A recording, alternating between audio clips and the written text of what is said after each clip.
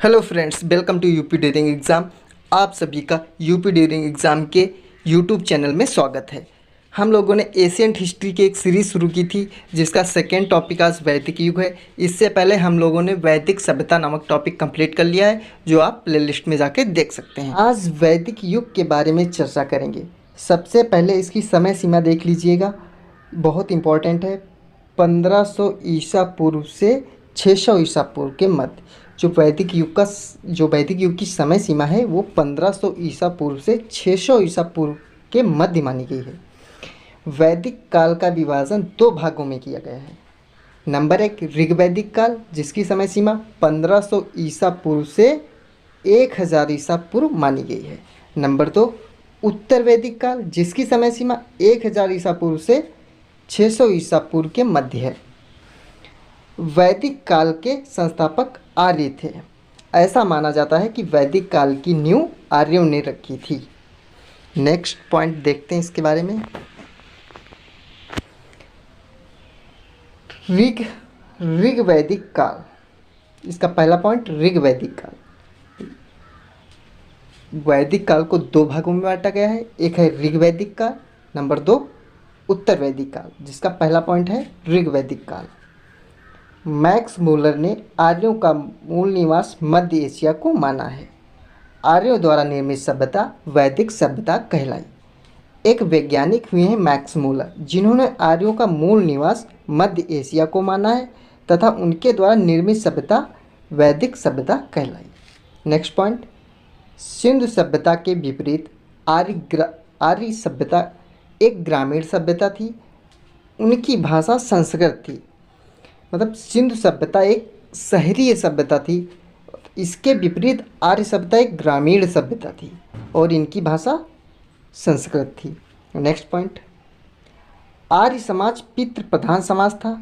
समाज की सबसे छोटी इकाई परिवार थी, जिसका मुखिया कुलुप कहलाता था। ये परीक्षा की दृष्टि से काफ़ी इम्पोर्टेंट है। आर्य समाज एक पितृ प्रधान समाज था। नेक्स्ट पॉइंट, आर्यों ने प्रशासनिक इकाई को 5 भागों में बांटा है। नंबर 1 कुल, नंबर 2 ग्राम, नंबर 3 विश्व, नंबर 4 जन, नंबर 5 राष्ट्र। कुल, ग्राम, विश्व, जन तथा राष्ट्र, जो आर्यों के कार्य करने की जो इकाइयाँ थीं उनको 5 भागों में बांटा है। कुल, ग्राम, विश्व, जन तथा राष्ट्र। नेक्स्ट पॉइंट, ग्राम का मुखिया ग्रामीणी एवं विश्व का प्रधान विश्वपति कहलाते थे। ग्राम का मुखिया ग्रामीणी होता था तथा विश्व का जो प्रधान होता था उसे विश्वपति कहते थे। नेक्स्ट पॉइंट, राज्य अधिकारियों में पुरोहित एवं सेनानी प्रमुख थे। जो राज्य के अधिकारी होते थे उनमें पुरोहित तथा सेनानियों का प्रमुख स्थान होता था। नेक्स्ट पॉइंट, पूर्व दूरपथ एवं स्पष्ट जनता की गतिविधियों को देखने वाले गुप्तचर होते थे। ऋग्वैदिक काल में ऐसे 2 पद होते थे जो जनता की गतिविधियों को देखने वाले गुप्तचर कहलाते थे। नंबर 1 पूर्व, नंबर 2 स्पष्ट। नेक्स्ट पॉइंट, वाजपति गोचर भूमि का अधिकारी होता था। ऋग्वैदिक काल में जो भूमि का अधिकारी होता था उसे वाजपति कहते थे। नेक्स्ट पॉइंट, उग्र अपराधियों को पकड़ने का काम करता था। जो उग्र होता था वो अपराधियों को पकड़ने का काम करता था। नेक्स्ट पॉइंट, सभा और समिमित राजा को सलाह देने वाली संस्था थी। सभा के श्रेष्ठ एवं संभ्रांत लोगों की संस्था थी। सभा और समिति 2 ऐसी संस्थाएं थी जो राजा को सलाह देती थी। सभा श्रेष्ठ एवं संभ्रांत लोगों की संस्था थी। जो सभा थी उसमें श्रेष्ठ और संभ्रांत लोगों की संभ्रांत लोग उसके अंदर आते थे। नेक्स्ट पॉइंट, समिति एक केंद्रीय राजनीतिक संस्था थी। राजा की नियुक्ति, पदच्युत एवं उन पर नियंत्रण का कार्य इसी के माध्यम से होता था। जो समिति थी वो केंद्रीय राजनीतिक संस्था थी। केंद्रीय राजनीति, जिसके जो वर्तमान में केंद्र और राज्य वाला संबंध है, इस टाइप की एक संस्था थी समिति। समिति के सभापति को ईशान कहा जाता था। समिति के जो सभापति थे उनको ईशान कहा जाता था। विदथ आर्यों की सर्वाधिक प्राचीन संस्था थी। इसे जनसभा की भी कहा जाता था। जो विदत थी वो आर्यों की सबसे प्राचीन संस्था थी। इसे जनसभा भी कहा जाता था। नेक्स्ट पॉइंट, ऋग वैदिक काल में महिलाएं भी सभा में विदत में भाग लेती थी। ऋग वैदिक काल था, उसमें महिलाएं भी सभा और विदत दोनों संस्थाओं में भाग लेती थी। ऋग्वेद में जन शब्द का उल्लेख 275 बार, विद शब्द का उल्लेख 170 बार, सभा 8 बार, समिमित 9 बार एवं शूद्र शब्द का उल्लेख 1 बार आया है। ये परीक्षा की दृष्टि से काफ़ी इंपॉर्टेंट कभी कभी पूछ देता है, शूद्र शब्द का उल्लेख कितनी बार आया है, तो इसका मतलब 1 बार आया है। शूद्र शब्द का उल्लेख 1 बार आया है। नेक्स्ट पॉइंट, ऋग्वेद में 25 नदियों का उल्लेख है, जिसमें सरस्वती सबसे महत्वपूर्ण है तथा पवित्र नदी थी। यद्यपि इसमें गंगा 1 बार और यमुना का 3 बार उल्लेख आया है। ऋग्वेद में जो 25 नदियों का उल्लेख है उसमें सरस्वती सबसे महत्वपूर्ण नदी मानी गई है, जिसमें गंगा का 1 बार और यमुना का 3 बार उल्लेख आया है। नेक्स्ट पॉइंट, ऋग्वेद के 7वें मंडल में 10 राजयज्ञ युद्ध का वर्णन किया गया है, जो रावी नदी के तट पर सुदास एवं दास जनों के मध्य लड़ा गया, जिसमें सुदास की विजय हुई। नेक्स्ट पॉइंट, युद्ध के लिए गविश शब्द का प्रयोग किया गया, जिसका अर्थ है गायों की खोज। गविश शब्द मोस्ट इंपॉर्टेंट है, इसको याद कर रखिएगा, ये कई बार पेपर में पूछा गया है। गविश शब्द का अर्थ क्या होता है, इसका मतलब गायों की खोज। नेक्स्ट पॉइंट, स्त्रियां ऋग्वैदिक काल में पति के साथ यज्ञ कार्य में भाग लेती थी। नेक्स्ट पॉइंट, बाल विवाह एवं प्रदा प्रथा का प्रचलन नहीं था। ऋग्वैदिक काल में बाल विवाह एवं प्रदा प्रथा का प्रचलन नहीं था। नेक्स्ट पॉइंट, विधवा अपने मृतक पति के छोटे भाई से विवाह कर सकती थी, जिसे नियोग कहा जाता था। जिसका पति मर जाता है उसे विधवा कहते हैं। वह अपने पति के छोटे भाई से विवाह कर सकती थी, जिसे नियोग कहा जाता। नेक्स्ट पॉइंट, स्त्रियां शिक्षा ग्रहण करती थीं। ऋग्वेद में लोपामुद्रा, घोषा, सिक्ता, अपाला एवं विश्वारा जैसी विदुषी स्त्रियों का वर्णन है। नेक्स्ट पॉइंट, आर्यों का मुख्य पेय पदार्थ सोमरस था। जो आर्यों का मुख्य पेय पदार्थ था उसे सोमरस कहा जाता है। नेक्स्ट पॉइंट, ऋग्वैदिक समाज 3 प्रकार के वस्त्रों का उपयोग करता था। नंबर 1 वास, नंबर 2 अधिवास, नंबर 3 उष्णेण। नेक्स्ट पॉइंट, ऋग्वैदिक जनों के मनोरंजन के साधन थे संगीत, रथ दौड़, घुड़दौड़। इस प्रकार द्वारा ऋग्वैदिक जनों मनोरंजन करते थे। नेक्स्ट पॉइंट, ऋण देकर ब्याज देने वाले व्यक्ति को सूदखोर कहा जाता था। जो व्यक्ति ऋण मतलब उधार देता था और फिर उस पर ब्याज लेता था, ऐसे व्यक्ति को सूदखोर कहा जाता था। नेक्स्ट पॉइंट, मनुष्य एवं देवता के बीच मध्यस्थ अग्नि को माना जाता था। मनुष्य और देवता के मध्य जो कड़ी थी उसको अग्नि को माना जाता था। नेक्स्ट पॉइंट, अमाजु अविवाहित स्त्रियों को कहा जाता था। जो अविवाहित स्त्रियां होती थी उनको अमाजु कहा जाता था। नेक्स्ट पॉइंट, ऋग्वैदिक काल का मुख्य व्यवसाय पशुपालन एवं कृषि था। ऋग्वैदिक काल का जो मुख्य व्यवसाय था वो पशुओं को पालना एवं कृषि करना था। नेक्स्ट, कृषि प्रक्रिया से संबंधित उल्लेख ऋग्वेद के 4th मंडल में मिलता है। जो कृषि की प्रक्रिया है उसका उल्लेख ऋग्वेद के 4th मंडल में मिलता है। नेक्स्ट पॉइंट, चारों आश्रमों का वर्णन सर्वप्रथम जबालोपनिषद में मिलता है। जो 4 आश्रम हैं उनका वर्णन सर्वप्रथम जबालोपनिषद में मिलता है। नेक्स्ट पॉइंट, अतिथि को गोहंता कहा जाता था तथा गायों को अघन्या, जिसे ना मारने योग्य कहा जाता था। ये मोस्ट इंपॉर्टेंट है, इसको याद करके रखिएगा। अतिथि को गोहंता कहा जाता था तथा गायों को अघन्या कहा जाता था। मोस्ट कई बार एग्जाम में पूछा गया है ये अघन्या शब्द। नेक्स्ट पॉइंट, आर्यों के मुख्य देवता इंद्र तथा प्रिय पशु घोड़ा था। जो आर्यों के मुख्य देवता थे वो इंद्र थे तथा उनका प्रिय पशु घोड़ा था। नेक्स्ट पॉइंट, वैदिक काल में लोहे को श्याम अयस्क, जो वैदिक काल था उसमें लोहे को श्याम अयस्क तथा तांबे को लोहित अयस्क कहा जाता था। आर्यों द्वारा खोजी गई धातु लोहा थी। जो आर्यों द्वारा खोजी गई धातु है वो लोहा थी। नेक्स्ट पॉइंट,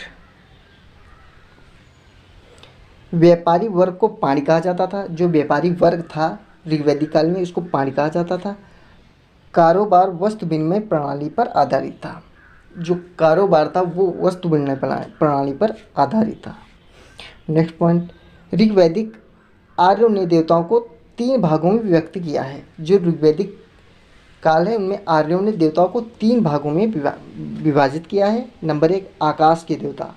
देखते हैं आकाश के क्या क्या देवता होते थे।